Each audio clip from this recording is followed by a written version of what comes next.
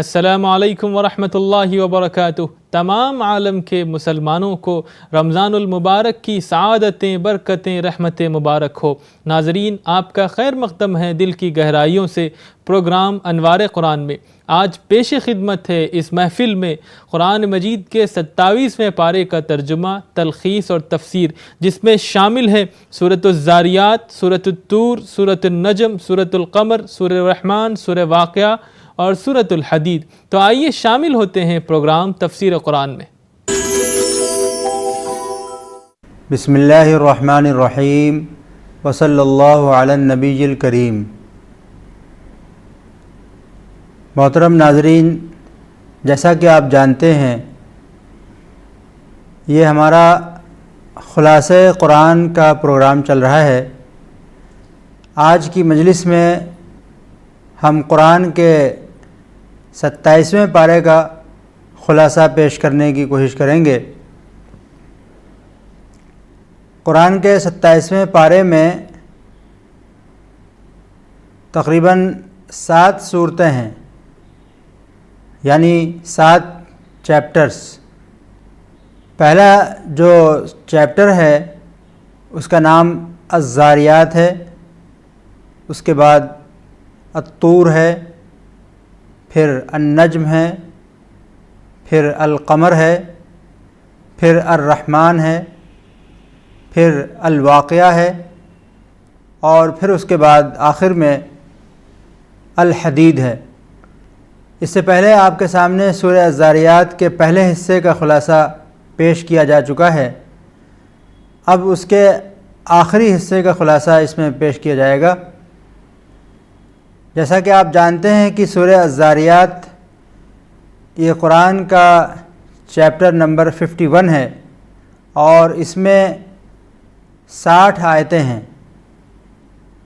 آج آپ کے سامنے بقیہ 30 آیتوں کا خلاصہ پیش کیا جائے گا، اور یہ خلاصہ تفصیلی انداز میں نہیں ہوگا بلکہ پوائنٹس کی شکل میں ہوگا، یعنی ایک سورت کو لے کر ایک یا 2 یا اس سے زیادہ پوائنٹس کی شکل میں اس کا خلاصہ پیش کرنا۔ سورہ الذاریات کے سلسلے میں اس وقت 2 پہلو پر روشنی ڈالنا ہے۔ اس میں جو پہلا بنیادی پہلو ہے وہ اس آیت میں بتایا گیا ہے کہ وَمِن كُلِّ شَيْءٍ خَلَقْنَا زَوْجَيْنِ لَعَلَّكُمْ تَذَكَّرُونَ، کہ اللہ تعالیٰ فرماتا ہے کہ ہم نے ہر چیز کو جوڑے جوڑے کی شکل میں پیدا کیا ہے تاکہ تم سوچو اور نصیحت حاصل کرو۔ اس میں یہ بتایا گیا ہے کہ کائنات میں یہ نظام ہے اللہ تعالیٰ کا کہ اس کی ہر چیز جوڑے یعنی پیر کی شکل میں ہے، کوئی بھی چیز سنگل اور تنہا نہیں ہے۔ حیوانات میں بھی جوڑے ہیں، نباتات میں بھی جوڑے ہیں، اور کائنات کی جتنی بھی چیزیں ہیں سب میں جوڑے جوڑے ہیں۔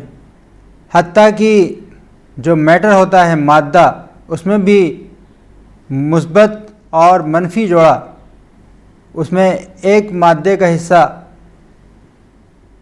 پازیٹیو ہوتا ہے اور اس کا دوسرا حصہ نگیٹو ہوتا ہے۔ میٹر اور اینٹی میٹر، مثبت مادہ اور منفی مادہ۔ تو یہ جو اللہ تعالیٰ نے کائنات میں جوڑے کا جو سسٹم رکھا ہے، یہ یوں ہی نہیں ہے، بلکہ اس سے دراصل ایک بہت گہرا قرینہ اور بہت گہرا اشارہ اور بہت گہرا کلو انسان کو دیا گیا ہے کہ وہ سوچے اور غور کرے کہ کیوں ایسا ہے کہ اس کائنات کی ہر چیز جوڑے جوڑے کی شکل میں پیدا کی گئی ہے۔ جب انسان سوچے گا تو وہ پائے گا کہ ایک طرف وہ دنیا ہے جس میں ہم رہتے ہیں، جس میں ہم اپنی آنکھ کھولتے ہیں، جس میں ہم زندگی گزارتے ہیں، جس میں ہم تمدن کی تعمیر کرتے ہیں، جس میں ہم اپنی زندگی کی تعمیر کرتے ہیں، ایک وہ دنیا ہے۔ تو اس کے ذہن میں یہ سوال آئے گا کہ کیا یہ دنیا صرف اس لیے بنائی گئی ہے کہ انسان چند دنوں کے لیے یہاں آئے، زندگی گزارے اور اس کے بعد ہمیشہ کے لیے ختم ہو جائے؟ کیا اس دنیا کا بھی کوئی جوڑا ہے؟ تو فرمایا کہ لعلکم تذکرون، جب تم اس پر غور کرو گے کہ کائنات میں کیوں اللہ تعالیٰ نے ہر چیز کا جوڑا جوڑا متعین کیا ہے، نہ صرف حیوانات میں بلکہ نباتات اور جمادات میں بھی جوڑے کا نظام قائم ہے، تو پھر تم پر یہ حقیقت کھل جائے گی کہ ایسا ممکن نہیں ہے کہ جس کائنات میں ہر چیز جوڑے جوڑے کی شکل میں ہو، اس میں صرف ایک دنیا ایسی ہو جس کا کوئی جوڑا نہ ہو۔ اس دنیا کا یہ جوڑا وہی ہے جس کو قرآن میں آخرت یا ورلڈ ہیئر آفٹر کہا گیا ہے۔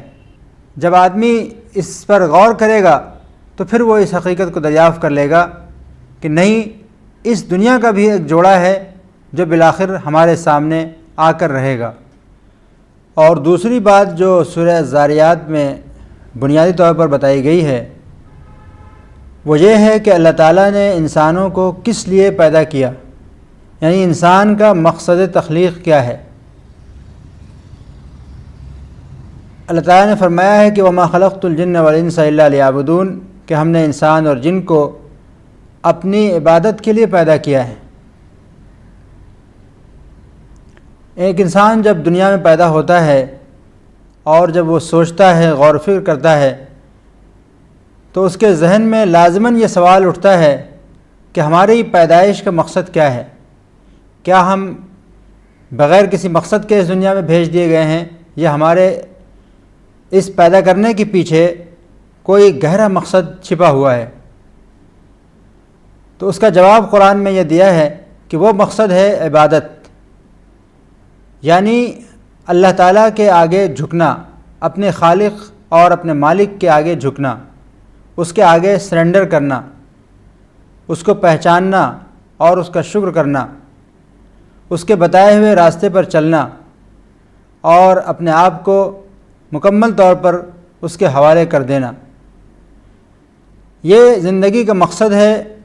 اور جو شخص اس مقصد کو دریافت کر کے اپنے آپ کو پوری طرح اس پر ڈال دے گا، وہی وہ انسان ہے جو اللہ کے نزدیک آخرت میں کامیاب ہونے والا انسان ہے۔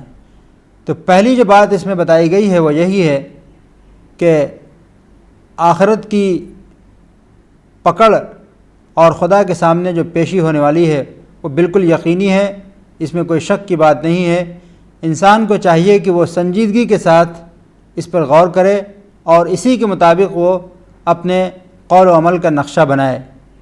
جب بھی وہ کوئی بات بولے، جب بھی وہ کوئی کام کرے، تو وہ سوچے کہ مجھے ضرور اپنے اس کام کا اور اپنے اس قول و قرار کا خدا کے سامنے جواب دہ ہونا ہے۔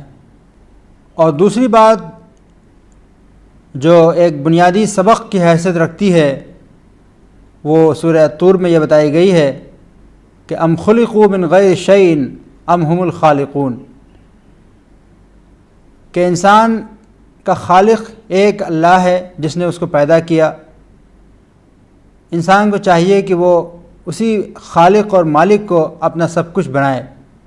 اللہ تعالیٰ نے یہ فرمایا ہے کہ کیا یہ انسان یہ سمجھتا ہے کہ وہ خود بخود پیدا ہو گیا ہے، یا خود ہی وہ اپنا خالق آپ ہے، اس نے اپنے آپ کو خود بنایا ہے؟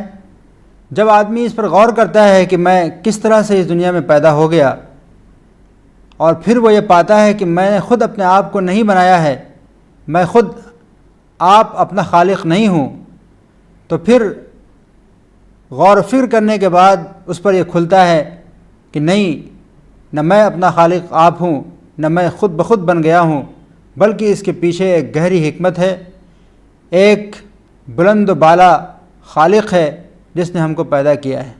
اپنے خالق اور اپنے کریٹر کی جو معرفت ہے، جو اس کی پہچان ہے، اس کا طریقہ یہی ہے کہ وہ اپنے آپ پر غور کرے، انسان اپنے گرد و پیش کی کائنات پہ غور کرے، تو پھر اس کے بعد اس میں کوئی شک نہیں ہوگا کہ اس کائنات کا ایک خالق ہے جس نے اس کو پیدا کیا ہے، اور اسی کو اپنا سب کچھ بنانا چاہیے۔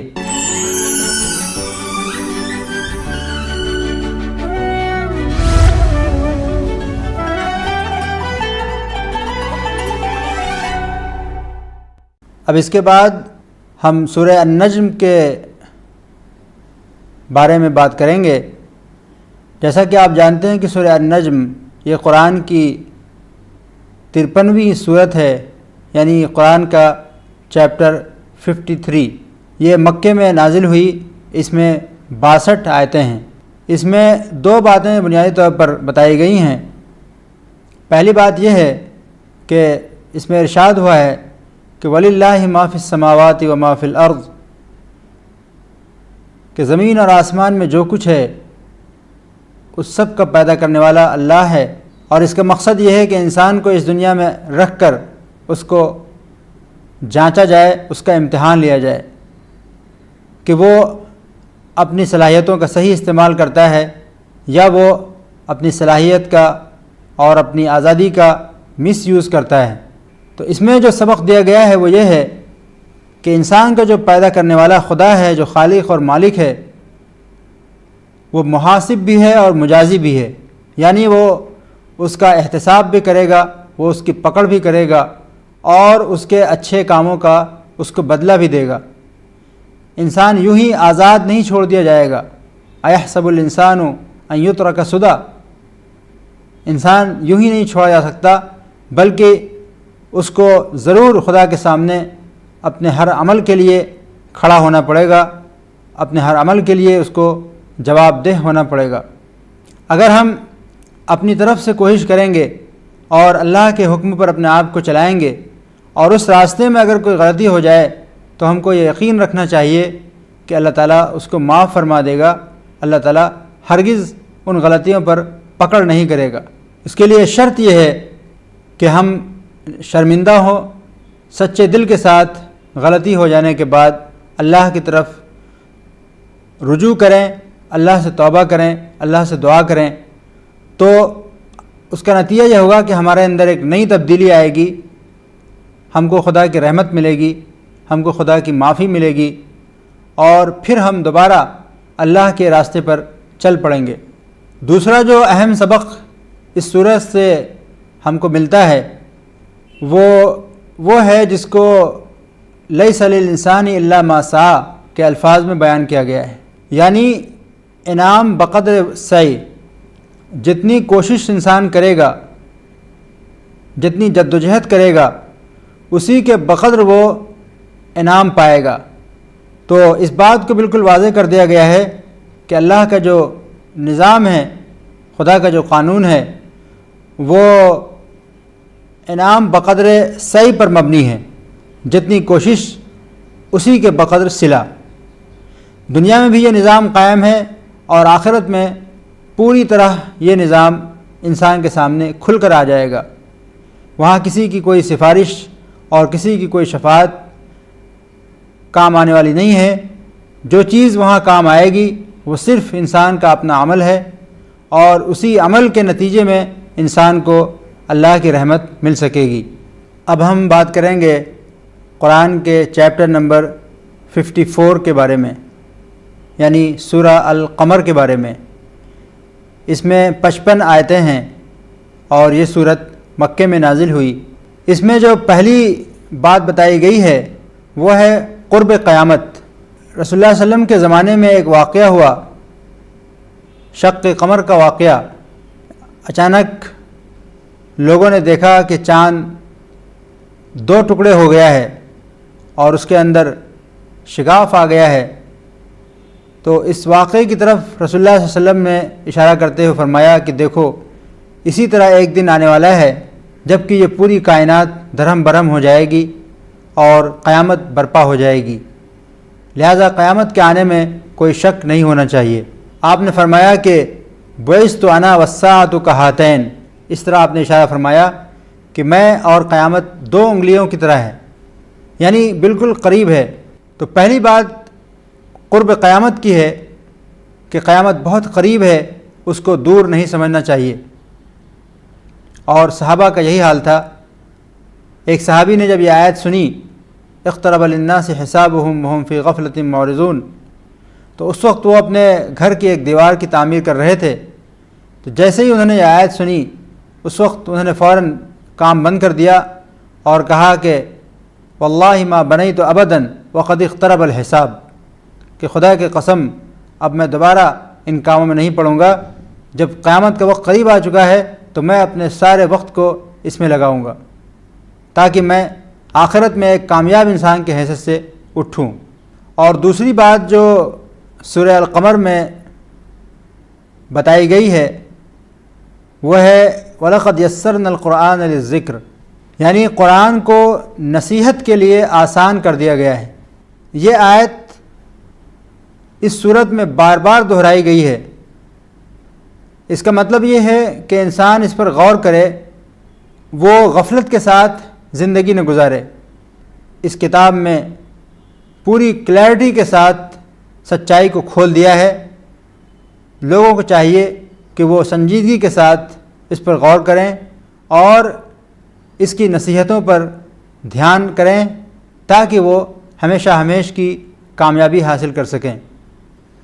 اب اگلی جو صورت ہے ہمارے سامنے وہ سورہ الرحمن ہے، یعنی چیپٹر نمبر 55۔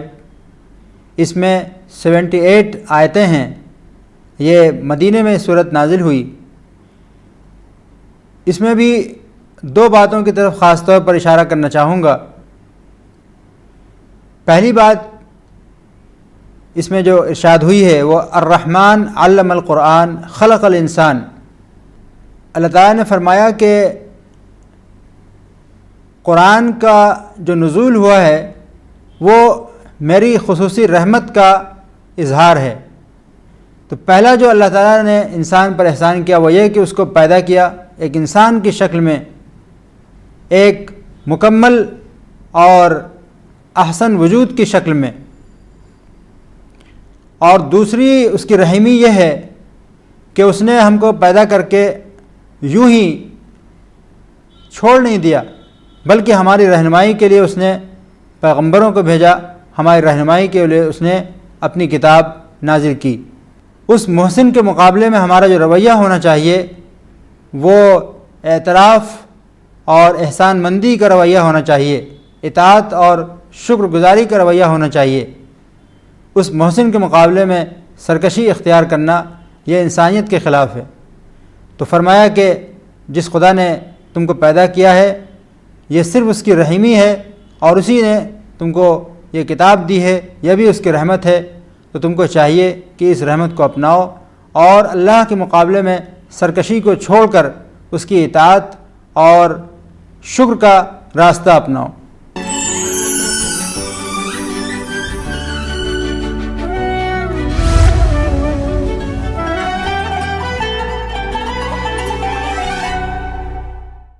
دوسری بات جو سورہ رحمان میں ہم کو ملتی ہے وہ وہی ہے جس کو آیت ترجیح کہا جاتا ہے، یعنی فَبِأَيِّ آلَاءِ رَبِّكُمَا تُكَذِّبَانِ۔ یہ آیت اس صورت میں تقریباً 31 بار دہرائی گئی ہے۔ بار بار مختلف موقعوں سے فَبِأَيِّ آلَاءِ رَبِّكُمَا تُكَذِّبَانِ کی تکرار آپ کو سورہ رحمان میں ملے گی۔ یعنی اس کا مطلب یہ ہے کہ تم اپنے رب کی کن کن نعمتوں کو جھٹلاؤ گے، کن کن نعمتوں کو تم نظر انداز کرو گے۔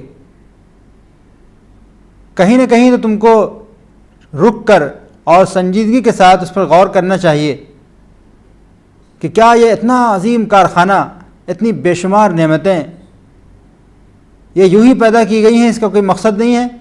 مثلا انسان زمین پر جب غور کرتا ہے تو وہ پاتا ہے کہ پوری کائنات میں، پوری یونیورس میں زمین ایک استثنائی کرہ ہے۔ یہاں پر لائف سپورٹ سسٹم ہے، یہاں پر پانی ہے، یہاں پر سبزہ ہے، یہاں پر کھانا ہے، یہاں پر طرح طرح کی نعمتیں ہیں جو پوری اور کائنات میں کہیں بھی موجود نہیں ہیں۔ اس سے یہ معلوم ہوتا ہے کہ انسان کا جو خالق اور مالک ہے، انسان کا جو خدا ہے، اس نے اس کو ایک مقصد کے تحت پیدا کیا ہے۔ انسان کے سینے میں اور انسان کے دل میں جو ڈیزائر ہیں، خواہشات کا جو سمندر ہے، اس کی تکمیل کا سامان بھی اللہ تعالیٰ نے کیا ہے۔ ایسا نہیں ہے کہ اللہ تعالیٰ نے انسان کو ڈیزائر دیا لیکن ان ڈیزائر کے فلفلمنٹ کا کوئی انتظام نہیں کیا، ایسا ہرگز نہیں ہے۔ اللہ تعالیٰ نے اس دنیا میں انسان کو جانچ کے لیے رکھا ہے، جب انسان اس امتحان میں کامیاب ہوگا تو پھر اس کے لیے تکمیل خواہشات اور فلفلمنٹ کی ایک مکمل دنیا ہے جس کا نام جنت ہے۔ انسان کو اس جنت میں داخلہ ملے گا جہاں سے وہ کبھی نکلنا نہ چاہے گا اور جہاں انسان کے تمام ڈیزائر کا فلفلمنٹ ہوگا۔ تو یہ جو بار بار فبأي آلاء ربكما تكذبان فرمایا تاکہ انسان غور کرے، جو نعمتیں آلریڈی اس کے پاس موجود ہیں، جو نشانیاں اس کے اطراف میں بکھری ہوئی ہیں، وہ ان پر غور کرے اور ان پر غور کر کے وہ سچائی کو دریافت کرے، وہ خدا کے راستے پر چلے۔ اس کے بعد سورہ الواقعہ کے بارے میں گفتگو کریں گے۔ یہ قرآن کی سورت نمبر 56 یعنی 56 چیپٹر ہے، اس میں 96 آیتیں ہیں۔ اس میں جو پہلی بات بتائی گئی ہے وہ یہ ہے کہ انسانوں کو آخرت کی نسبت سے دیکھنا چاہیے۔ کسی انسان کی کامیابی اور ناکامی کو جانچنے کا معیار آخرت ہے، نہ کہ موجودہ دنیا۔ اور آخرت کی تقسیم کے اعتبار سے انسانوں کو 3 گروہ میں بانٹا گیا ہے، السابقون السابقون، اصحاب الیمین اور اصحاب الشمال۔ عام طور پر یہ ہوتا ہے کہ ہم انسانوں کو امیر اور غریب، چھوٹے اور بڑے اور اس طرح کی دوسری نسبتیں ہم نے قائم کر رکھی ہیں، اس کے اعتبار سے ہم انسان کو جانچتے ہیں۔ لیکن جب قیامت کا بھونچال آئے گا، جب یہ پورا نظام کائنات درہم برہم ہوگا، اس وقت صرف 3 قسم کے لوگ باقی رہیں گے۔ ایک تو وہ ہوں گے جو السابقون السابقون ہوں گے، یعنی وہ لوگ جنہوں نے خدا کو اپنا سپریم کنسرن بنایا ہوگا، جنہوں نے مکمل طور پر خدا کے مقابلے میں اپنے آپ کو سرنڈر کر دیا ہوگا، اپنا ٹائم، اپنی انرجی، اپنی صلاحیت، سب کچھ انہوں نے خدا کے لیے پوری طرح سے وقف کر دی ہوگی۔ وہ السابقون السابقون ہوں گے اور ان کو جنت کے اعلیٰ درجے ملیں گے۔ اور دوسرے لوگ وہ ہوں گے جو اصحاب الیمین ہوں گے، یعنی وہ نیک لوگ جو اپنے کردار اور اپنے عقیدے کے اعتبار سے نیک تھے، جنہوں نے زندگی میں اچھائی اور برائی میں تمیز کی اور اس شعور کے ساتھ وہ اس دنیا میں زندگی گزارتے رہے، وہ بھی جنت میں داخلے کے مستحق قرار پائیں گے۔ اور یہ گویا متوسط درجے کے لوگ ہوں گے جو جنت میں داخل کیے جائیں گے۔ اور تیسرے لوگ وہ ہوں گے جن کو اصحاب الشمال کہا گیا ہے، یعنی برے لوگ جو خدا کے امتحان میں ناکام ہو گئے، جنہوں نے خدا کی نشانیوں کو ٹھکرایا، جنہوں نے اس دنیا کے دھوکے میں آ کر آخرت کو بھلا دیا اور وہ یہ سمجھتے رہے کہ بس ہم یوں ہی پیدا کیے گئے ہیں اور اس کے بعد ہم مر جائیں گے، اس کے بعد ہم ختم ہو جائیں گے، اس کے بعد اور کچھ بھی نہیں ہے، نہ کوئی حساب ہے، نہ کوئی کتاب ہے، نہ جزا ہے اور نہ سزا ہے۔ تو جو لوگ اس طرح زندگی گزاریں گے اس دنیا میں، ان کے بارے میں فرمایا گیا ہے کہ وہ ابد تک بھگتتے رہیں گے، جیسا کہ بائبل میں بتایا گیا ہے کہ ابد تک رونا اور دانت پیسنا ہوگا۔ اب ہم بات کریں گے سورہ الحدید کے بارے میں، جو قرآن کا چیپٹر نمبر 57 ہے۔ اس میں 29 آیتیں ہیں۔ اس میں 2 باتیں خاص طور پر ملحوظ رکھنے کی ہیں۔ پہلی بات یہ بتائی گئی ہے اس میں، ما اصاب من مصیبت فی الارض ولا فی انفسکم الا فی کتاب من قبل ان نبرأها، کہ انسان کو اس دنیا میں جو کچھ بھی پیش آتا ہے، خواہ وہ ہمارے ارد گرد کی دنیا میں ہو یا خود ہمارے اوپر جو کچھ پیش آتا ہے، وہ سب امتحان کے مقصد سے ہے، اس دنیا کا پانا بھی امتحان کی وجہ سے ہے اور اس دنیا کا کھونا بھی امتحان کی وجہ سے ہے۔ اس لیے انسان کو چاہیے کہ وہ کسی بھی حالت میں مایوسی کا شکار نہ ہو۔ جب وہ پائے تو وہ شکر ادا کرے، اور جب وہ کھوئے تو وہ مایوس ہونے کے بجائے پھر سے اپنا جائزہ لے اور وہ یہ دیکھے کہ غلطی کہاں ہو رہی تھی۔ اس لیے صحیح اور مطلوب رویہ یہ ہے کہ جب آدمی سے کچھ کھویا جائے تو وہ مایوس اور دل برداشتہ نہ ہو، اور جب اس کو کچھ ملے تو وہ اس کی بنا پر فخر و غرور کا شکار نہ ہو۔ یہی صحیح ترین رویہ ہے۔ اللہ تعالی ہم سب کو عمل کرنے کی توفیق عطا فرمائے اور قرآن کی ان باتوں کو اپنی زندگی میں لانے کی ہمت اور حوصلہ عطا فرمائے۔ وآخر دعوانا ان الحمدللہ رب العالمین۔ ناظرین، آپ نے ملاحظہ فرمایا 27ویں پارے کا ترجمہ، تلخیص، تفسیر۔ اللہ ہم سب کو اس کو سمجھنے، عمل کرنے اور دنیا کے دیگر انسانوں تک پہنچانے کی توفیق عطا فرمائے۔ دیجیے مجھے اجازت۔ السلام علیکم ورحمۃ اللہ وبرکاتہ۔